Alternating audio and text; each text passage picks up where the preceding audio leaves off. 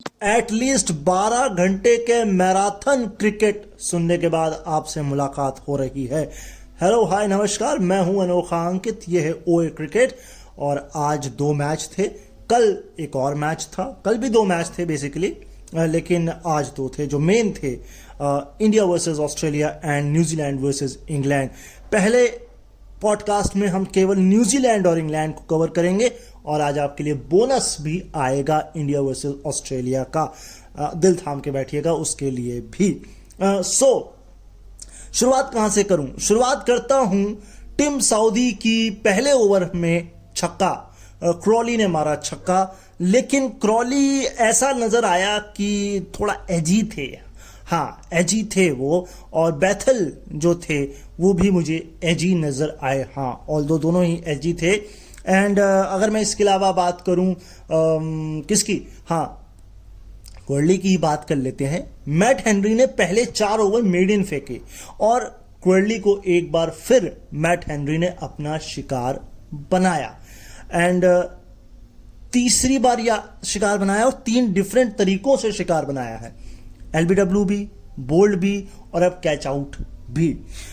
और अगर जो रूट की बात करूं तो इस ग्राउंड में उनका जो एवरेज है वो 129 है।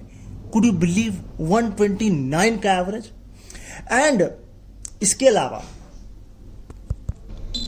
कहते हैं कैचेस विन मैचेस, और अच्छे कैच पकड़े, लेकिन एक कैच छोड़ा। लेकिन सबसे कमाल की और मजाक की बात तो ये थी कि कॉनवे भाई साहब जो है कैच छोड़ने के बाद भी ग्लेन फिलिप्स ही थे जहां तक, उनको हाई फाइव कर रहे हैं। मैंने कहा ये क्या चल रहा है भाई, हैं उन्होंने कैच छोड़ा है। अच्छा ठीक है, अच्छी बात है, आप थोड़ा सा मोटिवेट कर रहे हो अपने खिलाड़ी को, बहुत अच्छी बात है। लेकिन जो सबसे कंसर्निंग पॉइंट है, जो सबसे डिबेटेबल पॉइंट है, जिसे बेन स्टोक्स ने भी रेस किया, वो ये है कि भैया मैच तो जल्दी खत्म हो गया, फिर भी आपने हमारे 3 पॉइंट क्यों डिडक्ट कर दिए वर्ल्ड टेस्ट चैंपियनशिप से? देखिए, लॉजिक आर्गुमेंट ठीक है, मैच जल्दी खत्म हो गया, लेकिन मुझे यह बताइए जो ओवर लॉस हुए उसे आप कंपनसेट करेंगे? वो ओवर्स का पैसा जितने लोग ग्राउंड में आए थे, क्या आप उनको देंगे? ब्रॉडकास्टर का जो पैसा गया उस थोड़े से ओवर्स के बीच का, एयर टाइम का, क्या आप वो पैसा देंगे? If you are saying I am compensate broadcasters and audience, then I will be okay. Otherwise I am not okay with your sentence. ये थोड़ा सा एरोगेंस नजर आ रहा है, जीत का एरोगेंस है ना, और बड़पोलापन, तो मुझे ये पसंद बिल्कुल भी नहीं आया। अच्छा, न्यूजीलैंड को इससे नुकसान हुआ है, वो 4 पे था वर्ल्ड टेस्ट चैंपियनशिप में, 5 पर आ गया। ठीक है, न्यूजीलैंड को नुकसान है। न्यूजीलैंड अगर सीरीज जीत भी जाता है तो उसको अदर्स रिजल्ट्स पर अब थोड़ा सा निर्भर रहना पड़ेगा। लेकिन आपको ये याद रखना चाहिए, 21 महीने पहले यही ग्राउंड था जहां पर क्या हुआ था, मात्र एक रन से न्यूजीलैंड जीता था और सीरीज लेवल हुई थी। पहले भी जो है इंग्लैंड मैच जीत के आई थी इस ग्राउंड पे, अभी भी जीत के आई इस ग्राउंड पर। अगर आपको पिछले 21 महीने बैक ले जाऊं तो 23 पर 3 थे, फिर 300 प्लस पर कुछ थे, और अगर मैं गलत नहीं हूं तो 87.5 पर डिक्लेयर किया था। सही कह रहा हूं? अगर गलत कह रहा हूं तो मुझे करेक्ट करिएगा।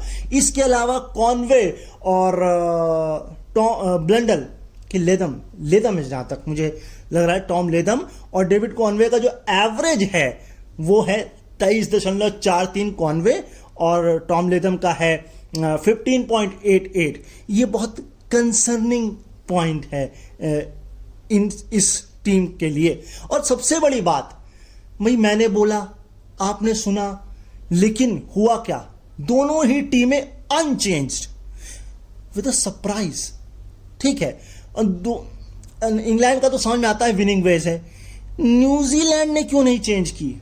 इसका कारण है, नाथन स्मिथ ने बुरा नहीं किया था, इस मैच में 4 विकेट लिए हैं और मैं ही सुन रहा था, अगर क्या कहते हैं, हाँ, बेन स्टोक्स की टीम में होते नाथन, तो 100 रन पर भी अगर वो 5 विकेट लेते तब भी वो पीठ थपथपाते उनकी, नहीं भैया तुमने अच्छा काम किया, भले रन जितने भी दिए मुझे उससे मतलब नहीं, लेकिन तुमने 5 विकेट निकाले हैं। यहां उनकी बॉलिंग अच्छी थी, लेकिन उन्होंने एक थ्रो भी मारा है। किसको आउट किया है? हाँ, हैरी ब्रुक को आउट किया है। हैरी ब्रुक का रिकॉर्ड अगर आप देखेंगे अवे टेस्ट में, तो डॉन ब्रैडमैन के बाद सेकंड है। डॉन ब्रैडमैन का 102 है, तो इनका 97 है। वो कमाल है। इसी ग्राउंड पर 180 रन भी वो बना चुके हैं पिछली बार, एंड इस ग्राउंड पर 302 रन की चौथे विकेट की पार्टनरशिप भी हुई थी जो रूट और हैरी ब्रुक के बीच लास्ट टाइम जब ये मैच हुआ था। इस मैच में लगभग 5 रन प्रति ओवर की रफ्तार से इन्होंने मैच खेला, एंड ये जो पार्टनरशिप आप देख रहे हैं पोप और हैरी ब्रुक के बीच, ये न्यूजीलैंड के खिलाफ सेकंड हाईएस्ट है। और क्या था, अरे बहुत कुछ था भाई इस मैच में। सो ये मोटे मोटे पॉइंट्स थे आप लोगों के लिए। यस, हाँ, तो ब्रैडमैन की बात चली तो एक मुझे पॉइंट याद आ गया। आपको पता है स्टीव हार्मसन का रिकॉर्ड डॉन ब्रैडमैन से ज्यादा है न्यूजीलैंड में। कितना रन है पता है? 1। क्योंकि डॉन ब्रैडमैन ने कभी न्यूजीलैंड के खिलाफ न्यूजीलैंड में मैच ही नहीं खेला। Oh my gosh. चलिए खैर कोई बात नहीं, लेकिन अगर इस ग्राउंड की मैं और डिटेलिंग आपको दूं तो वो ये है कि लास्ट 4 मैचेस में पहली इनिंग में जो स्कोर बनता है वो बनता है एवरेज 464 पर 8। यस, 464 पर 8। इससे भी कंसर्निंग क्या है? इससे भी कंसर्निंग ये है कि सेकेंड इनिंग में स्कोर बनता है मात्र 180। तो यहां पर टॉस जीतकर बॉलिंग मांगना कौन सी बुद्धिमानी थी न्यूजीलैंड की?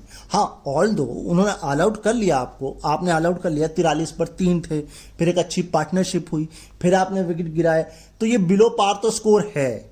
को मैं पढ़ रहा था शायद लोएस्ट भी यहां पर 350 प्लस है, जो लोएस्ट है, और हाईएस्ट तो 464 है ही।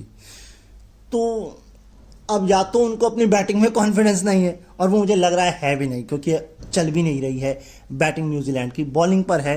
लेकिन सवाल ये सऊदी के साथ, देखिए भैया रिस्पेक्ट देनी है, सीनियर है, आखिरी मैच है, ठीक है, सब कुछ है, लेकिन आप विलियम और रोक को क्यों रोक के रख रहे हो?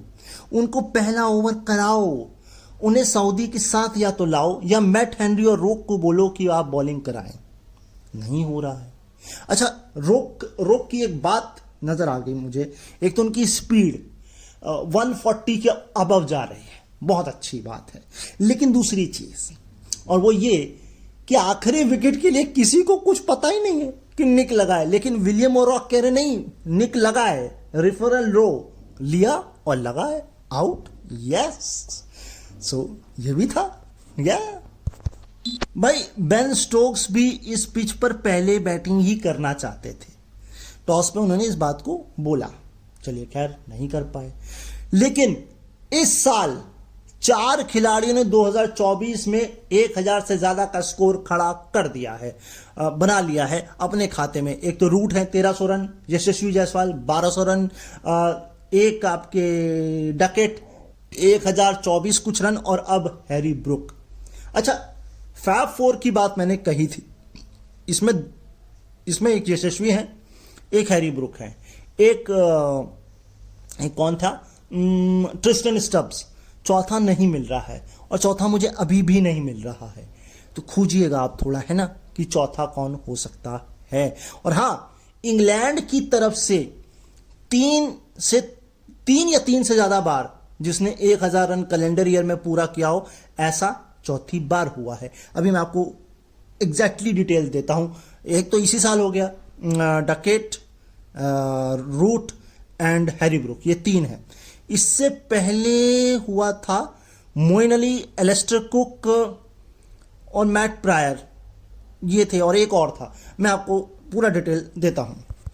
वो बताने से पहले मैं आपको एक चीज और बता देता हूं। ये जो डेक था ना, ये डेक एक नीचे है, एक इसके ऊपर बिछाया गया डेक है। हार्ड डेक था, ग्रीन था। लेकिन अगर आप याद होगा, कैंडी में एक मैच हो रहा था, श्रीलंका खेल रही थी, ग्रीन डेक था। 2 दिन तक कवर रहा, कवर हटा तो ऐसा लग रहा ग्राउंड में और पिच में कोई अंतर नहीं है। लेकिन उस डेक पे एंजेलो मैथ्यूज ने पूरा एक दिन सर्वाइव कर दिया था। कहने का मतलब ये है कि ग्रीन डेक से फर्क नहीं पड़ता है, फर्क पड़ता है आपका टेम्परामेंट क्या है। ठीक है, अब मैं आपको फाइनली वो स्टैट दे देता हूं, लेकिन उस स्टैट को देने से पहले भी कुछ स्टैट्स हैं वो देता हूं। तो मैंने जो आपको बताया था ना 23.43 और 15.88, वो टॉम ब्लंडल और डेविड कॉनवे है। David Conway 23 and 15 Tom Blundell. अब सुनिए, इस ग्राउंड पर 68 मैच खेले गए हैं, इस ग्राउंड पर मात्र 23 जीते हैं, 21 हारे हैं और 24 ड्रॉ हुए हैं। भाई ये रिकॉर्ड देखकर तो ऐसा लग रहा है इंग्लैंड जीत जाएगा, लेकिन पिछले 21 महीने पहले जाएं तो कुछ और नजर आती है कहानी। 2008 से इंग्लैंड ने न्यूजीलैंड में सीरीज नहीं जीती है। खैर, और अगर मैं आपको इस ग्राउंड के पिछले 5 रिकॉर्ड बताऊं तो 5 बार टीम ने फील्डिंग मांगी है, लेकिन इन 5 में से 4 बार जो लोएस्ट टोटल है यहां पर बैटिंग फर्स्ट करते हुए वो है 383। तो ये रिकॉर्ड तो टूट गया मेरे हिसाब से, क्योंकि अब होगा 280 अगर मैं गलत नहीं हूं तो। अच्छा, हैरी ब्रुक के बारे में एक बात पता चली कि उसको बेसबॉल भी बड़ा पसंद है, एंड स्ट्राइकिंग भी फिर बेसबॉल टाइप ही है, धनाधन धनाधन। हाँ, देखे होंगे आपने। एंड इसके अलावा एक ओवर था शायद 30 ओवर के बाद, जब बल्ला छूट गया हैरी ब्रुक से और पैर फिसल गया है मैट हेनरी का, बॉलर और बैट्समैन दोनों हंस रहे हैं, ये भी हो गया। 63 रन पर जो है 5 विकेट वो भी गवाए इंग्लैंड ने। एंड पहले 43 पर 4, फिर 63 पर 5। वो हैरी ब्रुक के ना 100 हुए होते तो मैं बता रहा हूँ 180 पर ही खत्म हो गई होती। एंड इसके अलावा जेरूसलम रेडिशन, ये बामी आमी कितने समय से कर रही ये तो नहीं पता, लेकिन कर रही है हर मैच की, हर इनिंग की पहली बॉल पर, और ये बहुत अच्छा जेस्चर है जो वो दिखा रहे हैं, है ना। यहाँ तो आप कुछ भी कर दें हैं तो उसके बाद बवाली होता है। कम से कम वहाँ की बोर्ड और वहाँ की सरकारें इस तरीके की चीज़ें नहीं करती। यहाँ आप हल्ला काट के देखिए, उसके बाद बस देखिए आप क्या क्या लग जाता है आपके पीछे। और आपके पीछे जो लगता है, जनता और जर्नलिस्ट ज़्यादा पीछे लग जाती है, उसको लगता है बहुत बड़ा कांड कर दिया, जैसे उनसे बड़े कांड तो होते ही नहीं है। खैर, अब पॉलिटिक्स नहीं जोड़ेंगे इसमें। डेविड कॉनवे का पुअर रिकॉर्ड फिर जारी है। बेन स्टोक्स ने बॉलिंग भी कराई, विकेट भी शायद लिया है, केन विलियमसन भी निकल गए, ब्लंडल अभी हैं, और विलियम ओरॉक जो है नाइट वॉचमैन थे। तो ये पूरी कहानी थी। अगर मैं पूरा ओवरऑल भी आपको बताऊं तो 55 ओवर हम मान के चलें अगर इंग्लैंड ने बैटिंग करी और 25 ओवर इन्होंने बैटिंग करी, तो मेरी मैथ अगर सही है 55, 20, 75, 80 ओवर अराउंड 55, 10, 65, 75, हाँ 80 ओवर, यानी 10 ओवर, एटलीस्ट 10 ओवर कम है। कंपनसेट करिए 10 ओवर आप, हर एक बंदा जो ग्राउंड में आया ब्रॉडकास्टर को आया करिए। चलिए, अब फाइनल आपको जो स्टैट जहां पे मैंने छोड़ा था कि 4 बार जो मारे हैं इंग्लैंड की तरफ से, वो मैं बताता हूं। हाँ, तो इस साल Root, Duckett and Harry Brook 2016 में जॉनी भाई साहब थे, रूट तो थे ही, कुक थे और मोइन अली मुझे भी सरप्राइज लगा, यस। एंड कुक, पीटरसन और ट्रॉट ये जो थे ये 2012 में थे। तो भाई इतना तो है, बिल्कुल इतना ही है ये मैच में आप लोगों के लिए। आज पहला दिन England versus New Zealand, bay of river कुछ ऐसा ही नाम है। खैर, वे है वेलिंगटन में हो रहा है, हैमिल्टन में बड़ा कंफ्यूजन रहता है मुझे, हाँ वेलिंगटन में हो रहा है। खैर, सो अपना ख्याल रखिएगा, मुझे अपने दिलों में याद रखिएगा। चैनल पर नए हैं तो सब्सक्राइब कर लीजिए, लाइक, कमेंट और शेयर वो आपकी श्रद्धा अनुसार है। मुलाकात आपसे होती है इंडिया वर्सेस ऑस्ट्रेलिया के मैच के साथ, और ये मैच की बात हम कल करेंगे अगर हमारे पास स्टैट्स होंगे तो। Over 2 India versus Australia, wait करिए, वो भी आपके पास आ रहा है। अभी के लिए मैं आपसे यही कहूंगा, नमस्कार।